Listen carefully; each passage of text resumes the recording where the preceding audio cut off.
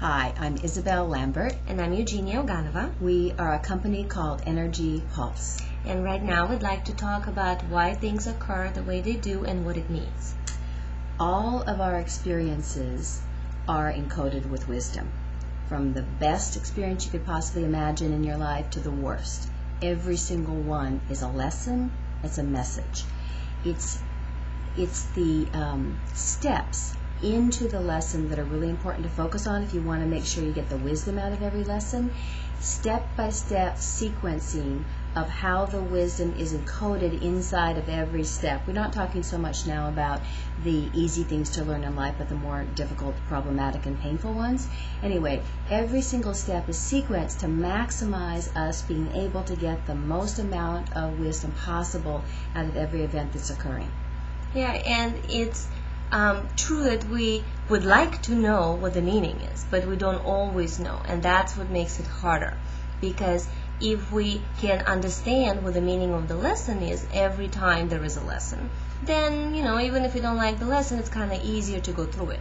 But if we can't, if at some moment we have no idea or we even forget that there is a meaning, that makes it much harder. So what we're going to be talking about right now is how to work with the situations when we don't always remember there is a meaning and when it's not always easy.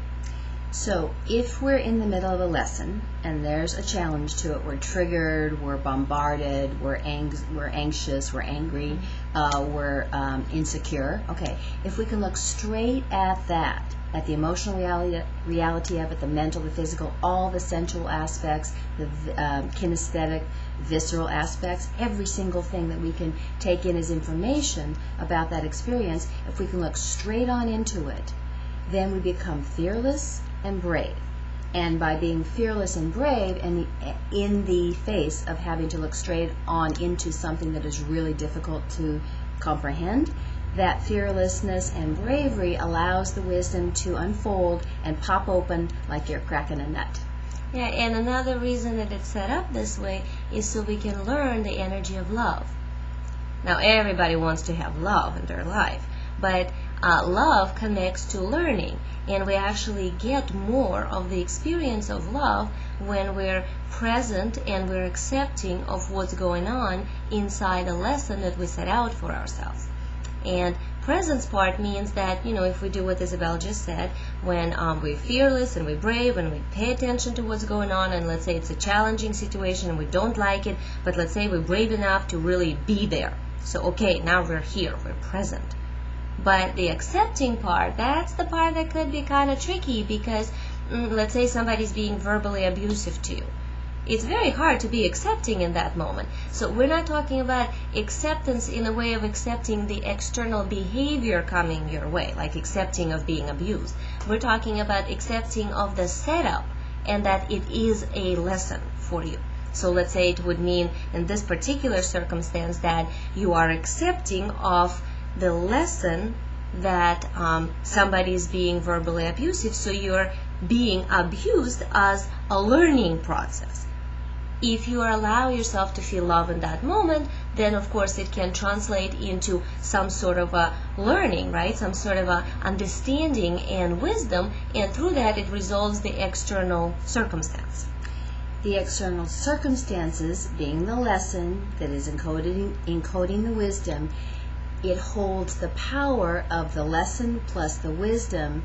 The power is encoded at the core, at the end point of the experience. In order to reach the end point of the experience and harvest the power that the wisdom gave to us, we have to be willing to change. We have to be willing to look at things differently, have different behavioral responses, be willing to see ourselves and other people through a different point of view. We have to be willing to change because the reason why we got the lesson in the first place is that we're stuck in a certain kind of entrapment part of consciousness. We can't get through to the next level until we're willing to look for the change. Even if we don't know what that change is supposed to look like and what it is composed of, we have to be willing to embrace it as change. Yeah, and all of those things we were just naming are self-responsibility. They composites of energy of self-responsibility. Self-responsibility and discipline, it's not something that like somebody disciplining you, some energy from the outside coming to do something to you. It's actually us on the inside choosing those pieces like fearlessness, like bravery, like presence, like acceptance, like willingness to change. All those together are self-responsibility composite that allows us to then face what's going on and learn from it, and it leads to, of course, getting the lesson. That's the reward part, because we all want to get the reward, and we tend to want to go for the reward with a projection of what we think it will be without doing these initial steps. And if we don't do the initial steps of being accepting of what actually is going on and being able to be present to and loving, and what Isabelle was saying, being fearless and being brave in how we deal with it, and this moldability, this ability to shift and change instead of being cemented, then we don't arrive at the actual lesson. Instead, we tend to arrive to what we think the lesson would be, and then we get disappointed because it doesn't really do anything for us. When we really learn the lesson, then internally something clicks in, and there's this sense of, oh, I got it. Like a light bulb goes off. It's a feeling of internal awakening that connected to the circumstantial setup that we just went through. And as an extension of all of these personal experiences, we create our global psychic reality. So the microcosm of an individual human being changing, becoming more powerful, more conscious, wiser, more awake, affects all the fabric of the global reality, but it has to be affected and influence one person at a time. We can't go outside of ourselves and try to change something external to us without changing it internally first. Yeah, and this connects to knowing that every single thing that's happening is a message from our soul self to our personality self. So even if that message circumstantially arrives through you seeing something on TV or some sort of a fight with a coworker, anything that's going on in our life, it's a message.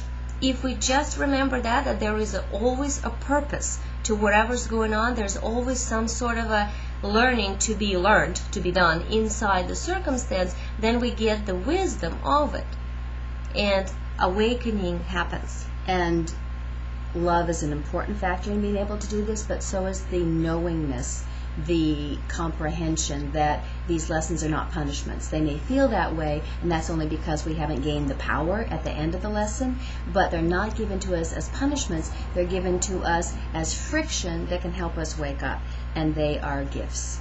Yep. So if you like this information and find out more on this subject or others, you can go on our website, which is www.energypulsesource.com. And it's also available in this book called Mission Alpha, The Wise and Passionate You. Yeah, you can also get it on Amazon by typing in my name, Eugenia Oganova, and this book will come up. So thank you very much. Thank you so much. Bye-bye. Bye-bye.